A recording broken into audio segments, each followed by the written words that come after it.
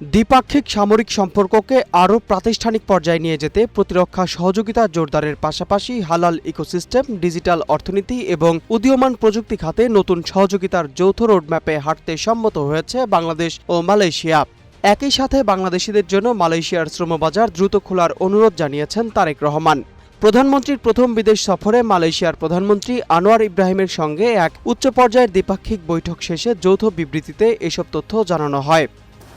I sincerely thank His Excellency Prime Minister, the government and the people of Malaysia for their warm welcome and hospitality.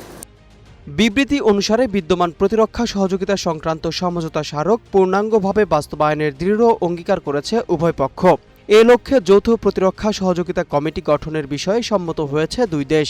এর আওতায় দুই দেশের national defence college এবং staff কলেজগুলোর মধ্যে সামরিক উচ্চশিক্ষার আসন বরাদ্দ বাড়ানো হবে।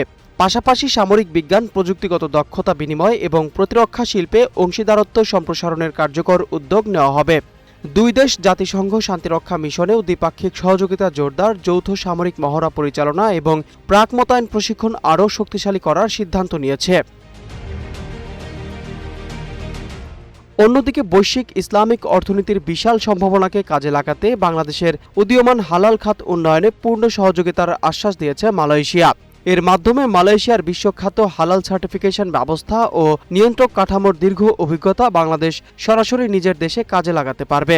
এই সহযোগিতা মালয়েশিয়ার জাকিম এবং বাংলাদেশের সংশ্লিষ্ট কর্তৃপক্ষের মধ্যে ধারাবাহিকভাবে পরিচালিত হবে।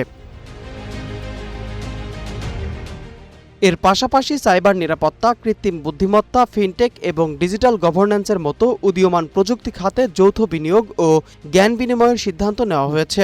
বাংলাদেশের পক্ষ থেকে ডিজিটাল পাবলিক ইনফ্রাস্ট্রাকচার ও বিশেষ অর্থনৈতিক অঞ্চলগুলোতে মালয়েশিয়ার বিনিয়োগ সহজ করতে আকর্ষণীয় পদক্ষেপ নেওয়ার আহ্বান জানানো হয়েছে। এই নতুন যুগের অংশীদারত্বকে দুই দেশের সম্পর্কের বাইরে দীর্ঘমেয়াদী অর্থনীতি ও উদ্ভাবন ভিত্তিক কৌশলগত রূপান্তর হিসাবে দেখছেন আন্তর্জাতিক বিশ্লেষকরা। নূর ইসলাম, নিউজ ডেস্ক, গ্লোবাল টেলিভিশন।